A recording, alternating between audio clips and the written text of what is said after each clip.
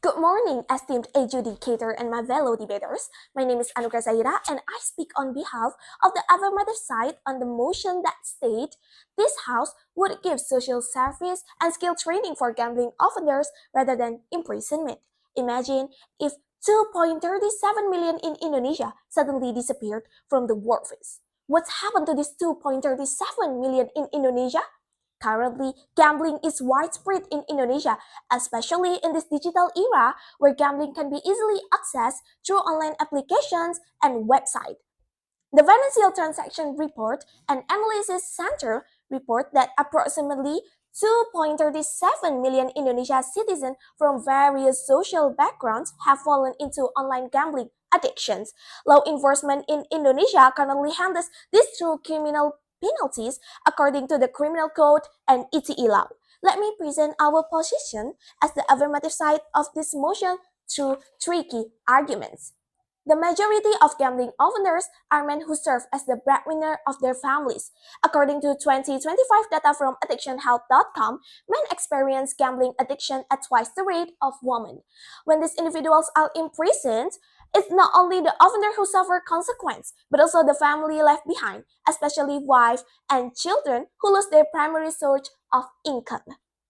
In a situation where they are already leaking and trapped in debt, they are still trapped in punishment with fines that are unreasonable for them.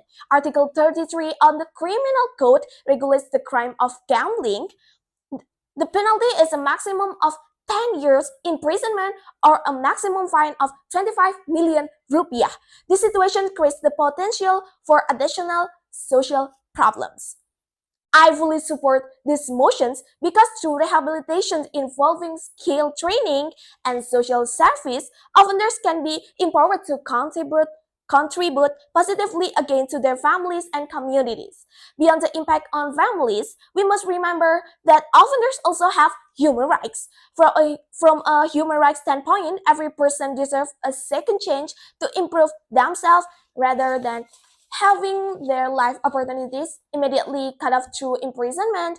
This aligns with Pancasila second principle, just and civilized humanity, which teaches that every individual should be treated with dignity, given proper guidance, and directs toward becoming productive member of society again. We must pay attention to how criminal penalties for gambling offender affect poverty level and the community's economy. When gambling offender receive prison sentence, they carry the stigma of being ex-convicts.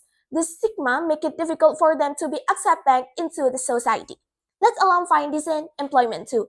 As a result, they are trapped in a cycle of poverty or even repeat gambling behavior because they have no other options. Think of this way. When a student is caught cheating, they're not immediately expelled from the school, but given guidance to prevent repetitive attitude. The goal isn't to destroy their future, but to build better characters. If offenders are guided through rehabilitation and skill training, they can obtain new job or start their own business, and this approach will reduce poverty level, decrease unemployment rates, and potentially add productive worker to society. Therefore, calling them rehabilitate is far more ethical than labeling them as ex-convicts because positive labelings open pathway for genuine transformations. This approach proves more effective socially and economically compared to simple imprisonment. In conclusion, rehabilitation over imprisonment creates a win-win solution.